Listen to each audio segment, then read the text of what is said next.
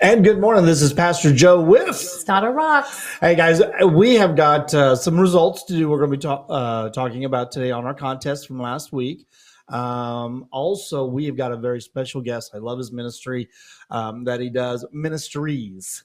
He is a multi-ministry guy here and just staying busy. Chaplain Barry Young. And we're going to have him. We'll be talking to him here in just a moment. But first, today's national holiday. Okay, are you ready for this one? I am. Today, okay, college kids, high school kids, if you're going to college courses, adults, whatever, happy National No Homework Day. Yeah. That's right. Don't do it. It's a trick. Today, you get a pass. Don't care what the teachers say. Where's Jaden at? What? It's what? Midterms? Sorry, it's National No Homework. So I don't know what to tell you. I'm going to go by that one. So today's Just say no. Yes. So today's contest that we're going to do is definitely because we did a contest last week, and on that, so whoever goes to my Twitter page, Joe Inman 1, and writes creamy or crunchy, they're going to get a jar of peanut butter because our budget can't afford eggs. So we had to do the peanut butter. It was National Peanut Butter Day. And we were all three going to sign it. Mm-hmm. All right. So in the winner, are you ready for this? Is nobody. I got nobody to go to my Twitter page. Oh, that's so terribly sad. I know, but now you got to look at the good side. You don't have to buy anybody peanut butter. I'm keeping the peanut butter. So there's that plus side. All right. Now, Stada, our Bible verse today. Now, here's the deal. Because today is National No Homework Day, you cannot come up with the scripture study to show thyself approved. Oh, my goodness. Okay, you can't do that one. What have you got? All right, so today's devotional comes from Ephesians 5:21. Submit to one another out of reverence for Christ. Now, this is kind of a controversial. Let me read. Where's it? 21. Where am I at? Was that? Do we need interpretation for that? Submitting yourselves one to another in the fear of God, and then it goes on to say how wives submit to the husband's. I'm trying to see the downside to this. I'm trying to see the downside. Well, it's kind of a controversial. Well, number one, nobody let's be honest. Nobody when we submit unto God, James chapter 4. Okay, it's like that verse, chapter 4, verse 7, and it drives me crazy, guys, because everybody wants to quote the last half of that, James chapter 4, verse 7, and resist the devil and he'll flee from you. And everybody goes, brother, if you just resist the devil, he'll flee from you. No, he won't. You have to do the first section of that. You submit unto Christ. Then you can resist the devil because you can't do that on your own. Hello.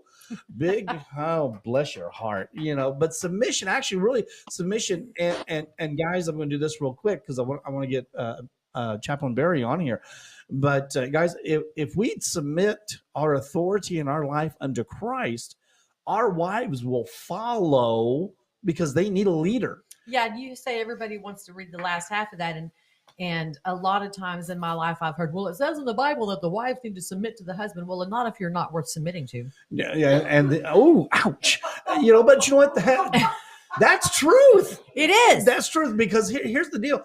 A woman, if you're a man who takes a leadership position, and I don't understand, and I'm going to use this, if the rib was taken out of man, or when the rib was taken out of Adam, that means that woman's to be beside you, not under your thumb, under your foot, over on top of you or anything like that. And, Stada submits to me her shopping tickets, her tickets from Walmart, her tickets from Target. That's what I was doing this morning. She told you. She submits those every day. But, her submission, because I submit my life over to Christ, then we can be the men that we need to be, the men of God. Amen. Yes. And that's what we need to be. So if you want your wife to submit unto you, you submit unto God. You need to be a good leader. All right. So there we go. Oh, and did we already go over the contest? Since we're keeping the peanut butter, no, because you have today? ADD. I know, right? I add well. So today's contest. Okay. So here's today's contest. Okay. Are we going to do the ticket thing? Yeah. Okay. We'll do a real ticket. We'll do a real contest. Okay. So here's the deal. You've got to go to our Twitter page, my Twitter page. Am I hitting that thing? I got to stop. I think so. Joe Inman 1 on Twitter. Okay. And we're giving away a ticket. Now, this is to folks around now, if you want to travel all the way from California, we'll let you. Yeah. We'll give you a ticket, a free ticket to go to the chaplain course for EMT support. It's the Serving Heroes. Serving Heroes.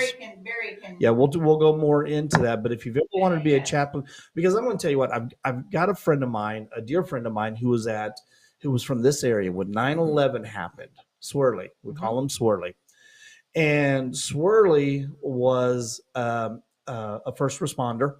They went to 9/11 after it happened to go through the debris. 12 men went to 9/11 to ground zero and was cleaning up everything that they were going through. Out of those 12 men, it's been a while since me and Swirly talked, but since that date, every one of them has battled with PTSD. And if I remember correctly, 9 of them committed suicide. Yeah. Okay. So that's how powerful our EMTs, our first responders, all those guys, man, they go through a lot of stuff and they don't talk about it. And, I can't imagine. I can't even imagine some of the things that they've got to walk upon. So, but anyway, and that's going to bring us into Chaplain Barry Young, who goes and he travels. He's got several ministries. And thank you, Chaplain Barry, for coming on the program this morning, a cup of SonRise. Man, it's an honor to be here, Pastor Joe and Stada, and I feel like a hot dog in a steakhouse next to you. So thank you for letting me be here. Oh, he's already my favorite. That's cute. I'm going to use that. Yeah. So now, as we brother, I'm jealous of your hair, man. Look, I mean, this is what I'm working with, man. I mean, you're rocking and rolling, brother. I tell you what, I'm gonna do this. This is the reason I have my hair the way it is. Okay, so because as I get older, because the middle of my hair is trying to meet up with the front of my hair, so my goal is to take all this and swing it back over here. That way, I have that comb over thing going on.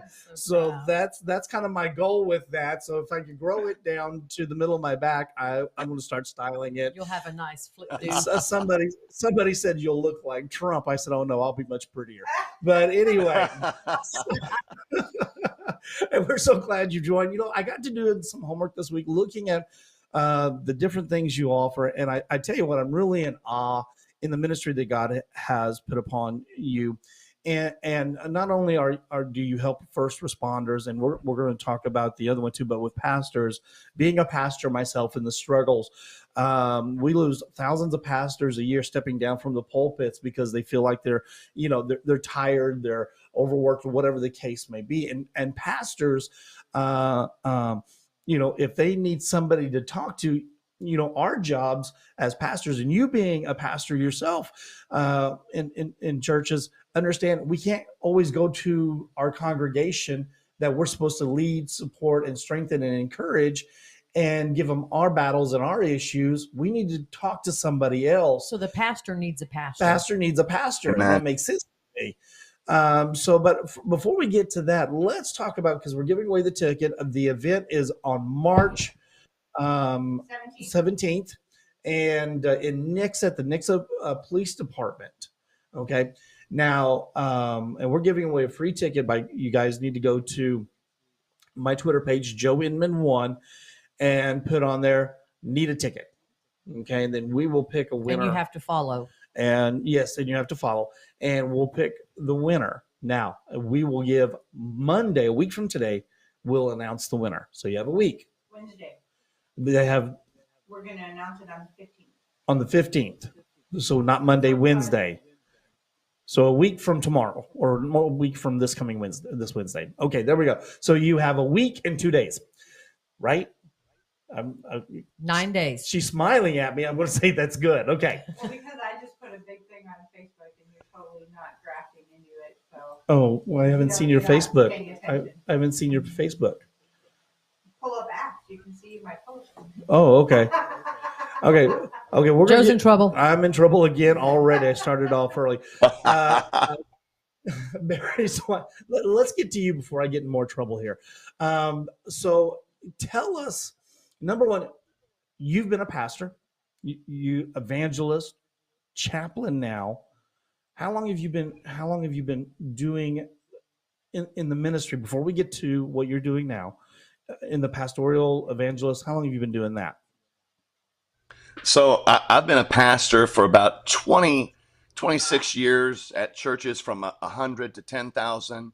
And then I became a chaplain at my local police department about just a little bit over 15 years ago. Okay. So what did you see as a need when you started into working with first responders? What was it that said, you know what, there's a need here, there's a desire, because you already had the passion, because you were working Well, with them I already.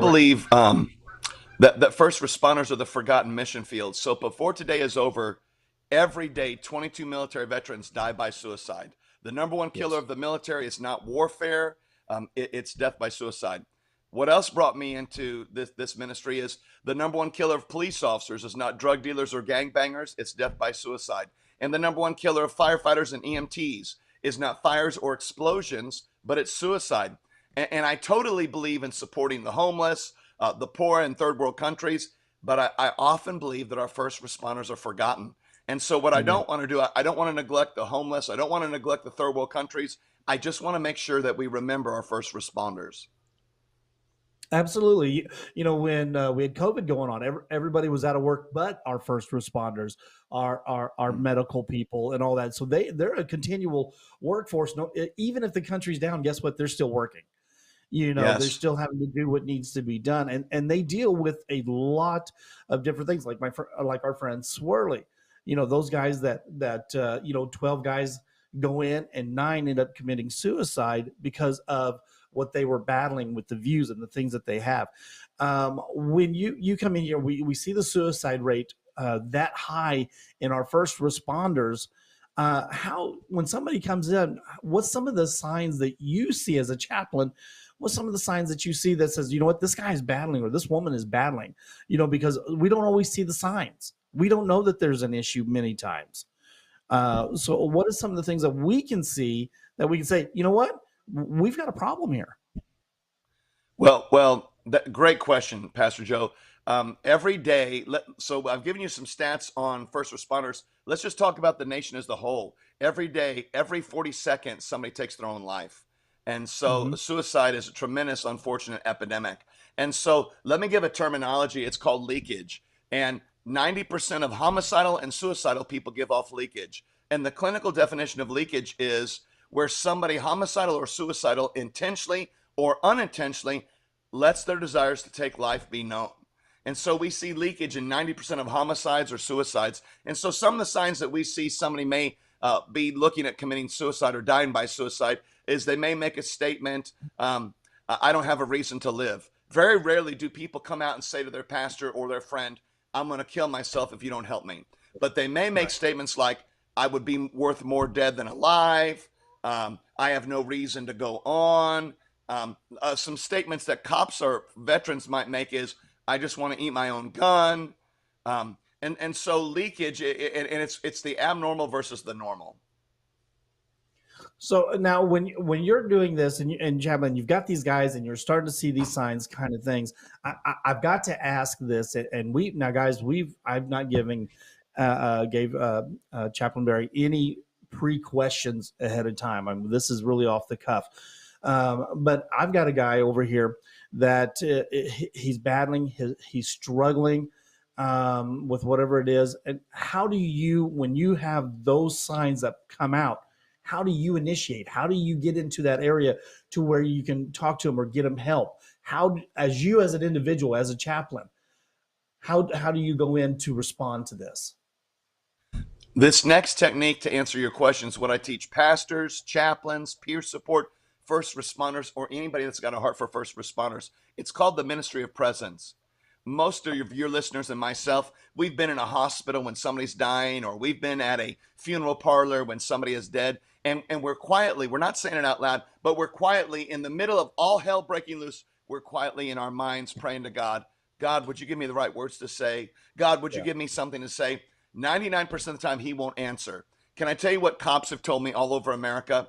When I've been in a dead body scene or a funeral of a fellow officer, I've had cops say to me, Barry, I can't remember what you said, but I just remember you were there. And what I tell chaplains or peer support or pastors or anybody that wants to support first responders, they spell love Time. And so what we call that is the ministry of presence. So when somebody's hurting, you don't have to say the right thing. When somebody's hurting, you don't have to give them 10 steps to fix their life. Just be there. And these are the 3 C's of chaplaincy or ministry or helping somebody out you love: care, compassion, and concern. And we call it just exercising the ministry of presence. Just be there with the hurting person so they're not alone. That is so powerful, man. I'm telling you, I love that, because here's the thing. In today's society, we don't have that presence like we used to. And I know with some Right. churches, being a pastor of a small church myself, it's easy for me to be there. In fact, every one of my members, they have my cell phone number. They text me. They've got me on social media, whatever it may be, to where they can get a hold of me. In fact, I had a lady tell me last night, says, I really don't want to bother you because I know you're busy. And I informed her, bother me, please. It bothers me more when you're not communicating with me. There's something's going on. And I think we in some areas, in some aspects, and it doesn't matter the size of the church. I've seen it in small churches as well, where it's hard to get a hold of that pastor. He does have a lot of things going, but understand, a true pastor's heart, he wants to be there when a situation happens. So now, no matter what size your church is, as a pastor coming up in Nixa, in the local area, and you can go to your website. What's your website address? So for Serving Heroes, it's just servingheroes.net. Servingheroes.net. So to get information about where you're going to be at, where you're going to be doing training, because I know with some of the pictures you've done some large events and in there. So if you're looking to be a help source, if you are a person in a church, and and you see there's a need there, and you have a heart, talk to your pastor about being a part of this. Go to the website and look at his schedule, and that way you can go in there, and it may be in a reach out group that your church hasn't thought about. Because I'll be honest, I hadn't thought about that at one time.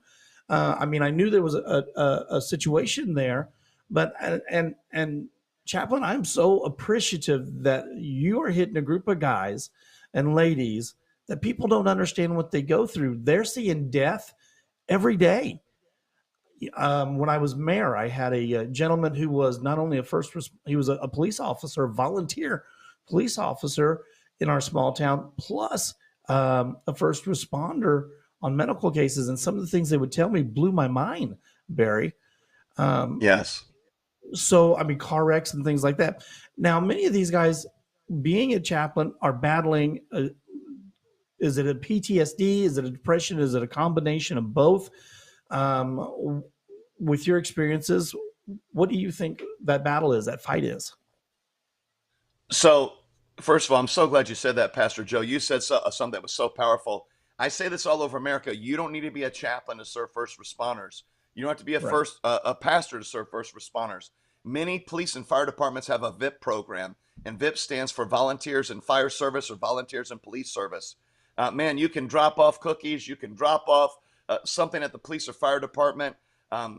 Obviously, if you want to become a chaplain or peer support, you can get more involved. If I was going to say the top issues first responder face, obviously one of them is death by suicide. Death by suicide is the biggest killer of first responders, but also marriage issues. The career field that has the highest rate of divorce is first responders. And I think part of that is because they're on call, they're on shifts. And what happens is, when you're a clerk, when you're an accountant, you leave work and you go home. But it's hard to leave first responder stuff and not take that home.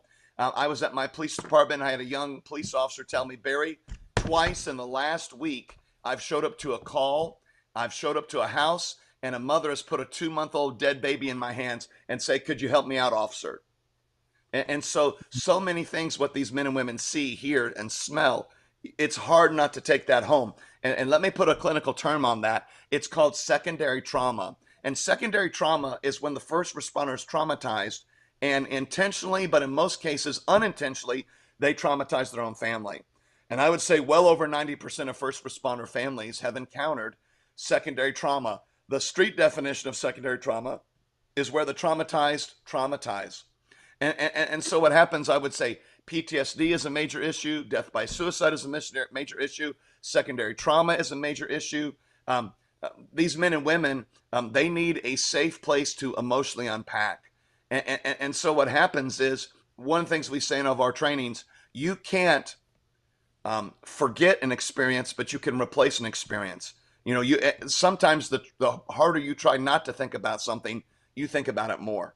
And so what happens is we tell people, we want to make sure that we, instead of trying to forget a thought, that we replace a thought. And so there's a lot of different techniques, but I would say PTSD, death by suicide, marriage issues, and one last thing, you mentioned it also, Pastor Joe, financial issues. Many of our first responders are underpaid, overworked. One of the greatest things that I do to serve first responders is we teach Dave Ramsey for free. And man, I have had so many officers at my police department get out of debt, pay off their cars, pay off their house, just because we did Dave Ramsey for free. Oh, that's powerhouse right there.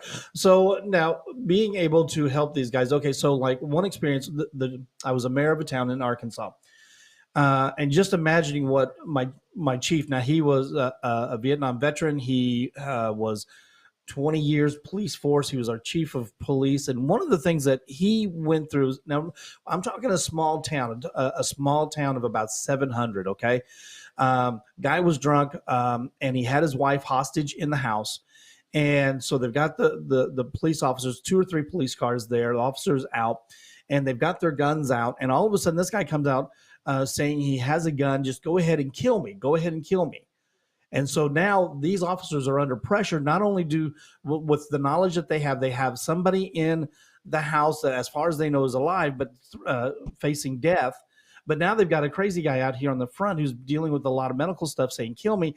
And he's got his hand behind his back, and they're waiting for him to produce a gun so that they can do what they need to do. That's a very stressful situation to be in. And when the guy pulled his hand around, my chief had his finger on the trigger. He was just a little bit of pressure away from ending that guy's life. When my chief come into my office to tell me the look, paleness on his face, he was just pale white, and he was sick to his stomach because, I mean, this is a veteran, and he almost took somebody's life. That's only one small aspect that our first responders deal with. So when we have somebody who has a passion and a heart, whether you're a chaplain, whether you're a pastor, no matter, if you have a passion for them, this is a class you need to take a look at. What's that website one more time so we can get somebody to take a look at that and they can follow you and maybe even go to your classes that you offer? So you can find us at servingheroes.net, or if you just go on Facebook and put in your search tool, Serving Heroes, you can follow us there as well. And how long have you been doing this ministry, helping, creating chaplains to be able to be helps to our first responders? So we've been a part of chaplaincy for over 15 years. And in the last few years is where we really saw the need to start doing our trainings. And what's crazy, Pastor Joe, we're just slammed. We do about 100 of these trainings all over the United States of America. And many places we go, we just have the feedback is, man, Barry, can you please come back? Because we deal in practice. I believe in getting graduate degrees, but a master's in counseling takes 3 to 4 years. And what we try to do is, our motto is, in one day, we want to give any person tips, tools, and techniques to serve, to support, and help save our first responders. Absolutely. So now with them coming in, becoming a, are they after your one day, are they considered a chaplain? What are they considered? I mean, what's the doors that can open for them in ministry? So we don't make people chaplains, but we give Okay. people chaplain or peer support or just emotional support training. Many police and fire departments are now making this training mandatory. So last weekend I was in French Village, Illinois, and I did the training at the fire department. And Kansas City Police Department has brought us in. We've had this weekend. I'll be in the Franklin County Sheriff's Department in Franklin County, Ohio. It's the second largest sheriff's department in the entire state. And so many police chiefs, fire chiefs are recognizing this training as critical for their personnel to have. So we're just giving them practical tips, tools, and techniques.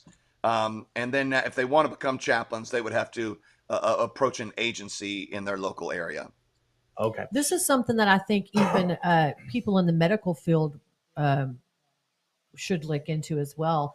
I'm a CNA, and my first day on the job, I had to deal with death, and that's not something that I went in really prepared to do, and it's something that we face every day. And you know, Stada, you nailed it.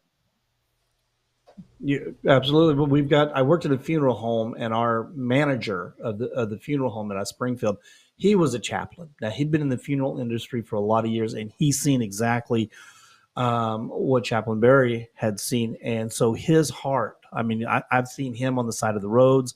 When Katrina happened, he went down there dealing with that as well. So I mean, so if you have a passion, you have a desire, and you see that need, there's an opening for you. And now I believe, and we're giving away a ticket. I think they go. Is it $99? Is what they're going? Buy 3 get 1 free, or $99. So you know, if you've got a crew in your church that has a passion to be there, to be that ear.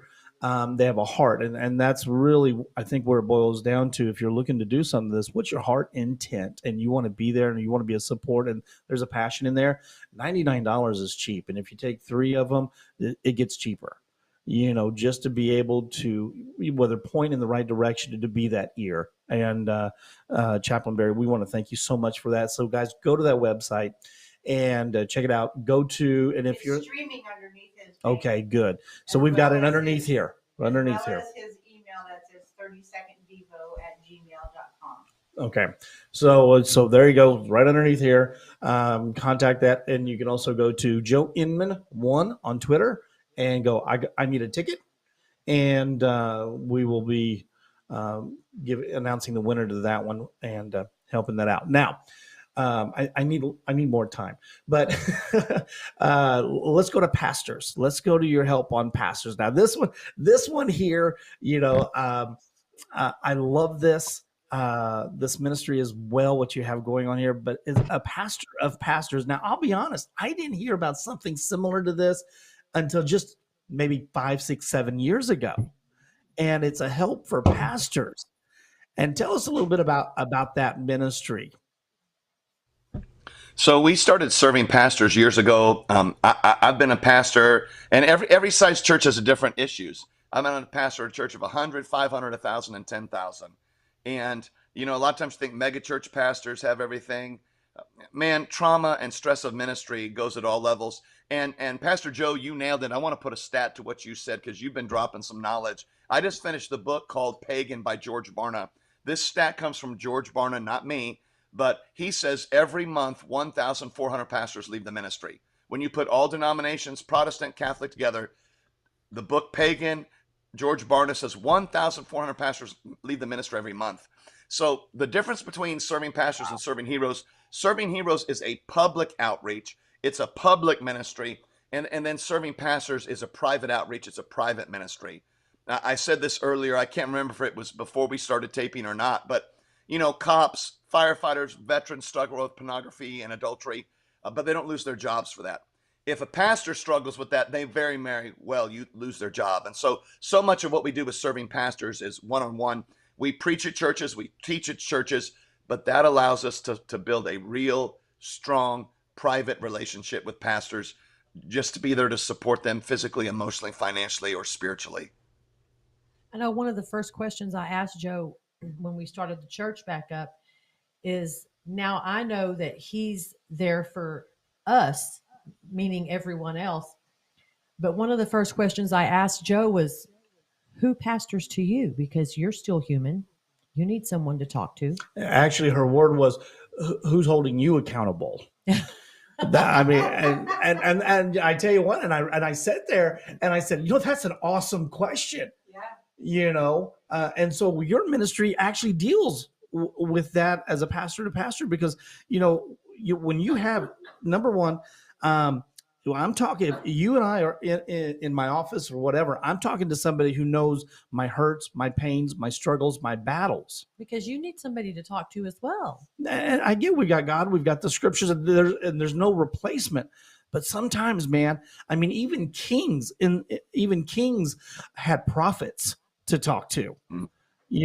So I'm in my office, I'm talking to you, I'm laying out, okay, listen, my marriage, I'm over here, and this is a reality, guys. This is a reality. I've got a pastor over here. He's counseling couples that's facing divorce, but yet his own marriage is in trouble, but he can't tell his congregation that. So now it comes you. How do we get in? How do we talk? And how when you get in a room with a pastor, does he just all of a sudden feel this relief and say, here it is, and just starts unloading? Or is this something that has to be work and pride out of him? Boy, that's so difficult, because pastors, in my opinion, have their guard up because of what you said, and so we really need another million with an M, million serving pastors, because I love what Stada said. Pastors need a pastor, and so some ways that pastors financially, the majority of pastors are underpaid. This is a big issue when we encounter it in one-on-one pastoral support. Their spouses feel neglected, their kids feel neglected. And then another issue we face when we do serving pastors is called compassion fatigue. And compassion fatigue is clinically misdiagnosed as burnout all the time. So burnout is physical exhaustion. Burnout is you're on call all the time. Everybody wants you at the hospital, the funeral home, their house. They need help. You're burning the candle at both ends. But compassion fatigue is different. So burnout is physical exhaustion, burning the candle at both ends. Compassion fatigue is different. Compassion fatigue is the physical, but then also the emotional, spiritual, and psychological cost of helping others. And so what happens is, if you suffer from burnout, rest will fix it. If you suffer from compassion fatigue, rest will never fix it. Compassion fatigue means you're empty, and so you got to be refilled. And so there's a plethora of issues that pastors deal with. And when I go to Bible colleges and seminaries, unfortunately, we're seeing this now, and in a couple years, it's going to be a major pandemic. There is a major, major, major shortage of pastors, and it's getting worse every day. Absolutely. And when we say there's a massive shortage of pastors, and I'm going to say there's even a shortage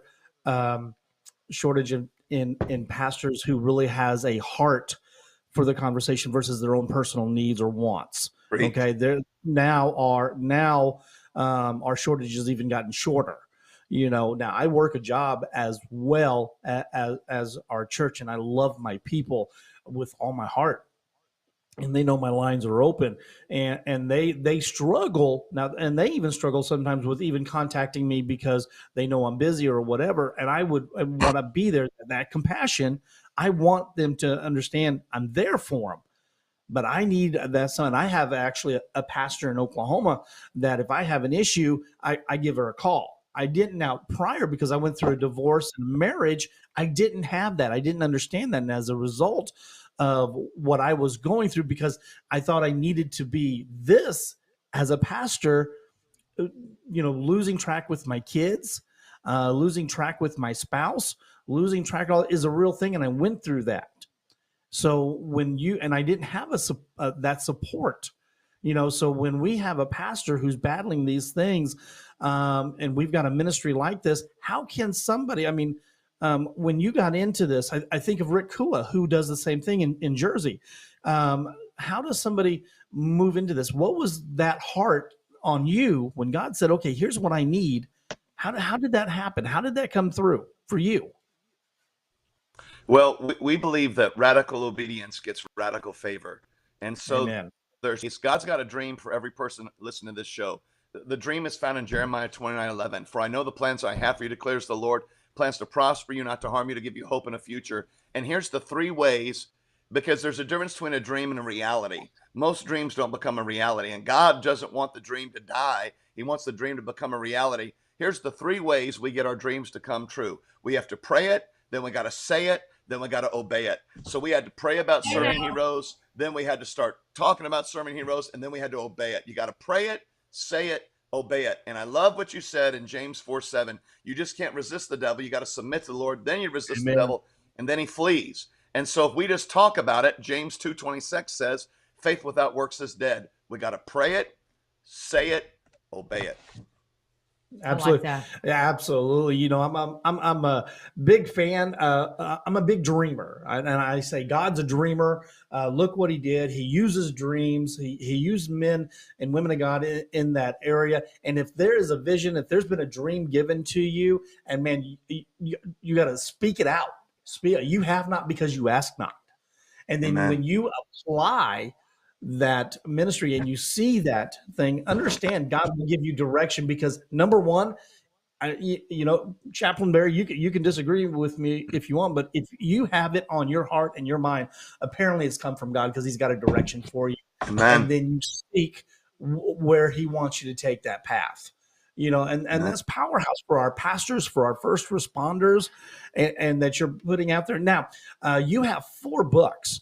And tell us a little bit about your books.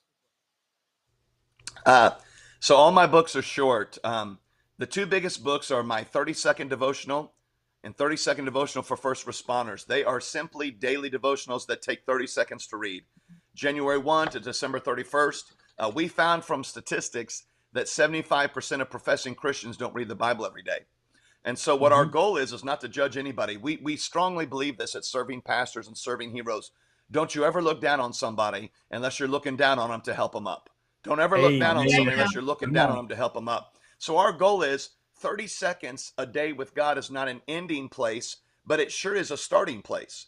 And my insurance man taught me a little bit of something is a whole lot better than a whole lot of nothing. So our goal is to get men and women in the habit of reading God's love note to them every day, the Word of God. So those books are 200 pages, but they're just 30 seconds a day. And then we have 2 how-to books, How to Have Victory in Life, How to Live a Life of Blessing. They're both about 60 to 70 pages long. And I just they're just power in the pocket.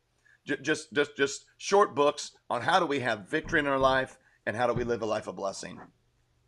Okay, so let's go on that as I'm watching my time dwindle. The 2 books, Victory and your other one. Give us a guideline, some direction, just a teaser, because we want them to order your book. Okay, so how I'm going through these struggles financially in my relationship. How's this book going to help give me direction? Because we know the only real healing in a marriage, the only real thing is letting God be God in that marriage and yielding to Him. But how can I be victorious in that? I can yield, but how can I be victorious? So in How to Have Victory in Life, the main focus is you can't change your life till you change your thinking. If you have a positive outlook, it leads to a positive outcome. But I'm going to tell you right now, you can't have a positive life and a negative mouth. And so if you go to a situation negative, you come out negative. If you go in positive, you come out positive. The Bible says, as a man thinks in his heart, so is he. Henry Ford once said, if you think you can or think you can't, you're right. If you think you can or think you can't, you're right. And so what happens is when we begin to have a mind that's dominated by the supernatural power of God, that He's for us and not against us. And so I say it this way: if heaven is for you, hell can't stop you.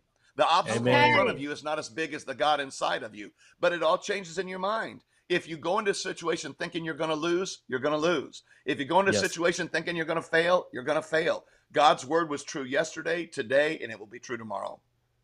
I'm going to tell you what, as you're talking, how many Zig Ziglar books have you read? You know, that kept coming through was stinking thinking, you know, was coming through. And that's what, you know, we have that in our marriage. We have that with our marriages. We have that in our churches. We have that. I mean, and you know, how many people says, you know, my kids, my son, he rides bulls. And before he become at 11 years old, he become a champion bull rider, got his buckle, got his saddle and all. I never could understand why they gave a saddle to a bull rider. But anyway, but they did all this. And he started out thinking, I can't do it. I can't do it. And I said, you're absolutely right. You can't. He says, Amen. Dad, I said, you're the one that said you can't do it. He got hurt, wouldn't ride for a couple of years. I said, dude, it's okay to say you're scared. That's not a bad thing. Okay, find out. Remember, the things of God, he does not give us a spirit of fear. We're victorious through Christ. And when my son got over that, he says, okay, I'm going back, Dad. I said, okay. He went in that year. He won the mini bull championship at 11 years old. He weighed 70 pounds on these 400-pound bulls. And he's not much bigger now. No, he's not. And then the following year, I said, what are you going to do? He says, I'm going to be a bullfighter. I seen that boy jump on bulls and protect it and throw his body. Ooh. Yes. Throw his body over boys, his friends, from big bulls. See, and that's exactly, I'll get through this. I know you will. That's exactly how we have to get away from that stinking thinking and understand that we're victorious through Christ with the things that he has for us and not what we think he has, but what he has. Amen. So we can get those books. I got to get focused here. Here's your tissue. Thank you. I got a tissue for my issues. This is our cry rag. Yeah, I got a tissue for my issues. But when we can get away, and this is with everything, with what you're dealing, when we realize and focus where our delivery is and where we can, or in our work as first responders, as radio people, as pastors, when we realize our victory is in Christ and he's our deliverer, then we can focus on what the next step that God has for us, and then we can show that victorious life. I mean, Amen. I'm going to assume that that's kind of the direction of your book. I'm going to buy the book. Yeah, I was So- just going to look it up, but I can't see the screen, so I can't see where to go get it. Could you tell us where to find your books at? So you can go to a couple places to find our books. If you just go to servingpastors.com, servingpastors.com, we have all the books there, or servingheroes.net, we got the books there. Or you just go to Amazon and put in My Name, Barry Young, or 30-second devotional for first responders, how to have victory in life, how to live a life of blessing. All those will be on Amazon. Amen. Awesome. All right, guys. And again, you can go in Nixa, Missouri, March 17th. We're going to have Chaplain Barry over at the Nixa PD, and you can get a free ticket. It's $99. You buy 3, you get the third one free. So, everybody can chip in just a little bit, and you can take people from your church, talk to your pastor, and see if this is a vision that God's laid on your heart, this is a passion on your heart, that means that God's given you a direction. Go to your pastor and say, hey, listen, I know you're busy. We want to be a help in this ministry and be able to be an outreach. This is a powerhouse outreach, man. I mean, you're dealing with guys who's really struggling, ladies and men that are struggling. So in Nixa, you can go to Twitter, Joe Inman 1. Go to mine, go, I need a ticket.